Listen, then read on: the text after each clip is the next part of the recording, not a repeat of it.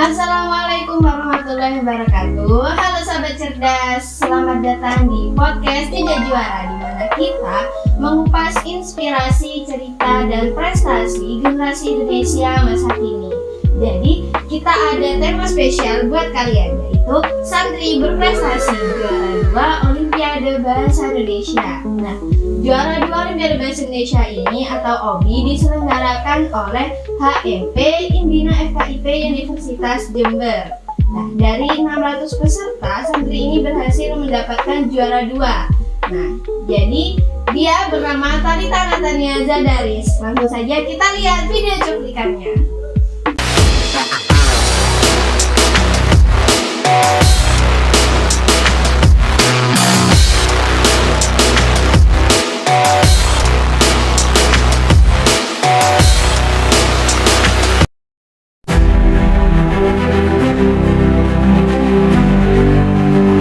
10 hari terakhir menjelang Lebaran, gerobak-gerobak berwarna putih akan muncul di berbagai sudut kota kami.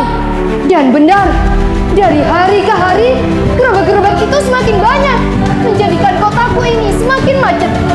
Dan di tepi jalan, mereka memasang tenda-tenda plastik seperti berpiknik yang semakin mengganggu pemandangan.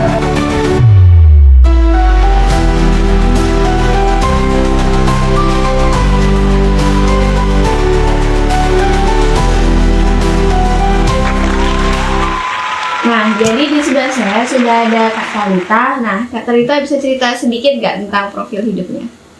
Halo semua, nama saya Talita Natania. Kalian bisa panggil saya Talita. Saya lahir di kota Bondowoso, tepatnya pada tanggal 1 Agustus 2007.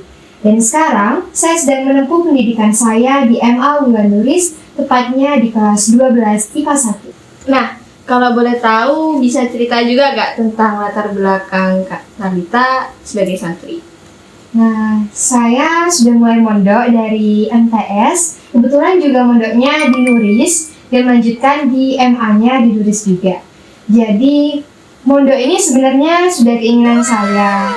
Jadi, mikirnya saya, selain bisa belajar pendidikan formalnya, saya juga bisa mendapatkan pelajaran seperti kitab kuning, mungkin pelajaran agama-agama yang sebelumnya emang nggak ada di sekolah negeri pada umumnya.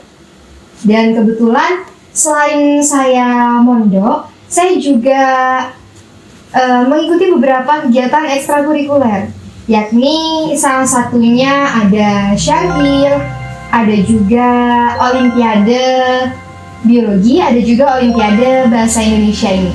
Jadi kayak santri sibuk gitu lah ya. Ya, seperti itu bisa dibilang. Nah, Kak Talita ini kan dapat juara 2 di lomba olimpiadenya.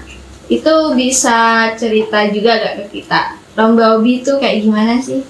Jadi lomba hobi ini biasanya diselenggarakan setiap tahunnya, Kak.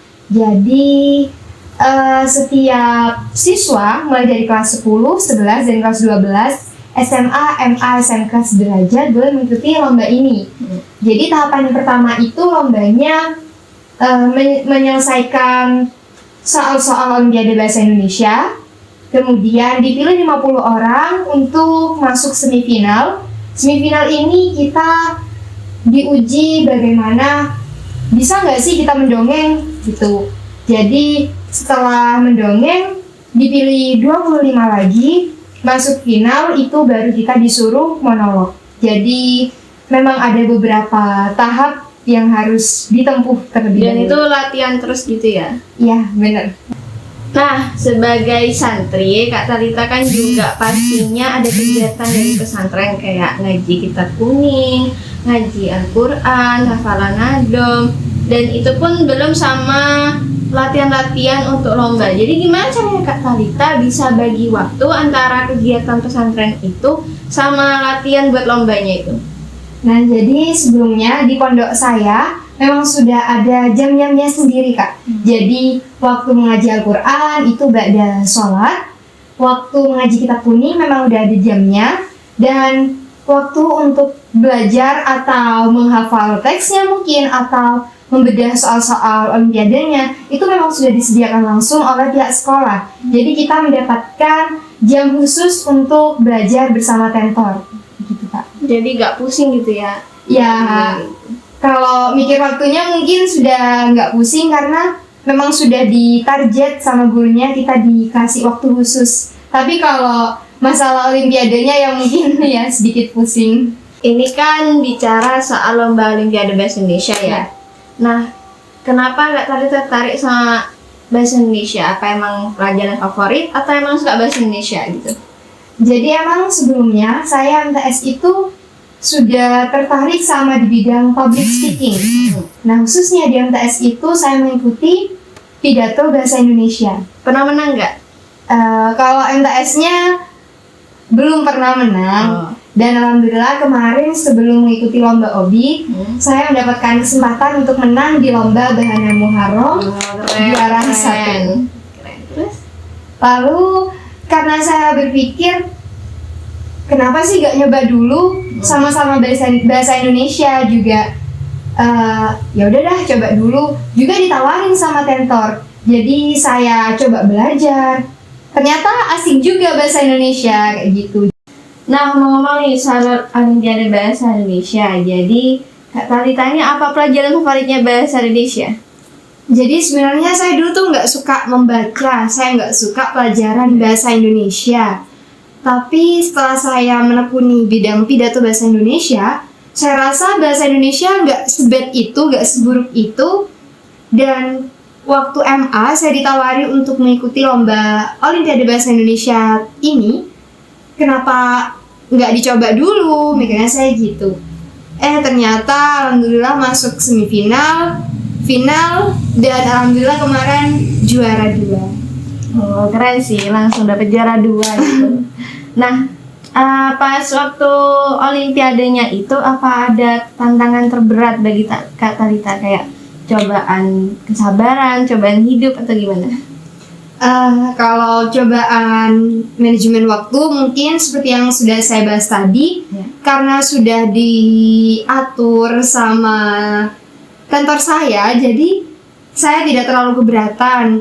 Mungkin pola makan ya Kak. Jadi waktu lomba itu karena waktu belajarnya saya sama tentor tuh semakin banyak, saya juga sempat sakit kemarin karena telat makan.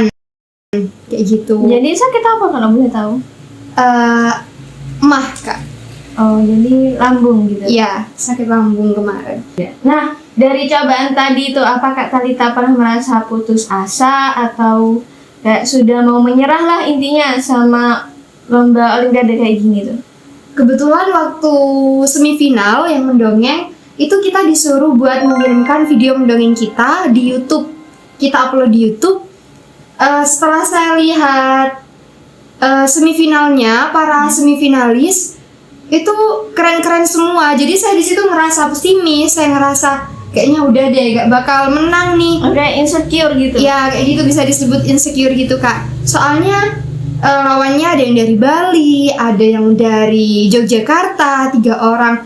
Dan saya juga ngerasa kayaknya saya pertama kali belajar mendongeng, mana mungkin menang gitu. Tapi berkat dukungan guru, keluarga, teman-teman saya juga, alhamdulillah saya berhasil lolos ke tingkat finalisnya. Dan di finalis ini kebetulan tentor saya ini merupakan tentor seni pertunjukan memang Kak. Jadi memang bener-bener nyeni, katanya orang-orang tuh nyeni orangnya. Jadi saya di situ diajarkan bagaimana seni sesungguhnya. Dan alhamdulillah sampai pada titik kemenangan saya kemarin itu. Jadi emang support dari orang-orang itu juga benar-benar ngaruh ya? Benar-benar ngaruh banget. Keren sih. Nah, sudah bahas soal lomba-lomba tadi. Sekarang kita mau nanya nih. Kan sekarang lagi zamannya liburan pondok ya, akhir tahun. Kak Talita, kalau liburan ngapain aja? Jadi namanya juga liburan ya Kak. Setelah berapa bulan kemarin, kalau enggak 7-8 bulan di pondok, kita pastinya juga butuh refreshing. Jadi selain refreshing juga karena sudah kelas 3, kita yang para kelas 3 ini juga ada bimbingan untuk kuliah nanti. Jadi sembari liburan kita juga searching-searching kuliah nih gimana sih? Jadi liburan ini nggak cuman ya refreshing aja, pasti ada manfaatnya juga kayak gitu. Kalau masalah lomba-lomba, karena saya pikir sudah kelas 3 ya Kak, lebih fokus ke ujian akhirnya nanti karena buat nilai SNBP juga. Ya, jadi persiapannya mulai dari sekarang juga. Iya benar. Soalnya kalau mendadak nanti nggak mungkin kan kebut satu malam. Iya sih, benar-benar juga. Nah, itu dia cerita singkat jejak sang juara kita pada hari ini, Talitha Natania, juara 2 Olimpiade Bahasa Indonesia 2024. Tepuk tangan buat kita semua.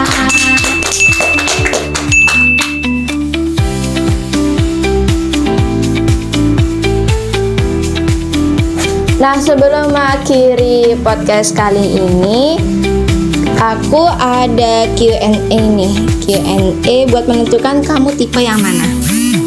Jadi, buat pertanyaan yang pertama, Kak Talitha itu suka belajar secara mandiri atau lebih suka belajar sama teman? Kalau saya sih lebih suka belajar sama temen, biar bisa diajak diskusi bareng, sesuatu yang kita nggak tahu bisa ditanyain juga. Jadi kayak bisa sharing-sharing gitu lah Iya ya? benar. Nah, kalau yang kedua itu, Kak Talitha itu suka mengatur waktu dengan jadwal yang ketat atau lebih suka mengikuti alur yang ada? Mengikuti alur yang ada sih Kak, lebih ke mengikuti alur yang ada. Karena kalau lebih ke waktu yang ketat, saya lebih malah keteteran gitu. Oh iya, benar juga sih. Nah, yang ketiga, Kak Talitha itu lebih fokus pada nilai atau pada proses belajar itu sendiri?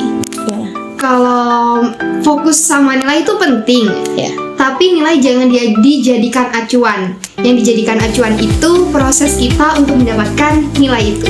Nah, benar juga. Kalau yang keempat, Kak Talitha itu selalu mencari tantangan baru atau lebih nyaman dengan zona nyaman? Mencari tantangan baru. Cari tantangan baru. Yang kelima, Kak Talitha itu suka bekerja keras hingga larut malam atau lebih produktif pagi hari? Kalau saya lebih suka yang malam hari, karena kalau malam itu lebih tenang, apalagi ketika kita belajar juga ada musiknya. Oh, paham. Jadi kayak sekarang capek gitu lah. Iya benar. Nah, yang terakhir itu Kak Talitha suka ikut lomba untuk pengalaman atau lebih untuk menang? Menang itu bukan tujuan. Tujuan kita itu untuk mencari pengalaman. Jadi saya lebih ke mencari pengalaman aja sih Kak, kayak gitu. Ya. Nah, jadi dari Q&A tadi itu Kak Talitha ini termasuk orang yang humble, fleksibel, dan gak terlalu mengangkang diri, ya gak sih? Iya, benar. Nah, untuk mengakhiri episode kali ini, apa Kak Talitha punya pesan dan kesan buat teman-teman atau pesan aja gak apa-apa? Nah, buat kalian yang nonton podcast ini, semangat ya meraih mimpi kalian. Jangan menyerah, terus berusaha dan berdoa, karena barang siapa yang berusaha pasti akan berhasil. Dan juga memanage waktu dengan baik. Sekarang liburan nih kan, kalian jangan lupa belajar ya. Semoga kalian bisa meraih mimpi kalian nanti. Nah, itu dia episode kali ini bersama Kak Talitha Natania dan saya Dinda Aulia Kamila. Kita jalan dulu yuk. Yuk, 1, 2, 3. Jejak sang juara, tempatnya para bintang. Saya akhiri, wassalamualaikum warahmatullahi wabarakatuh. Terima kasih.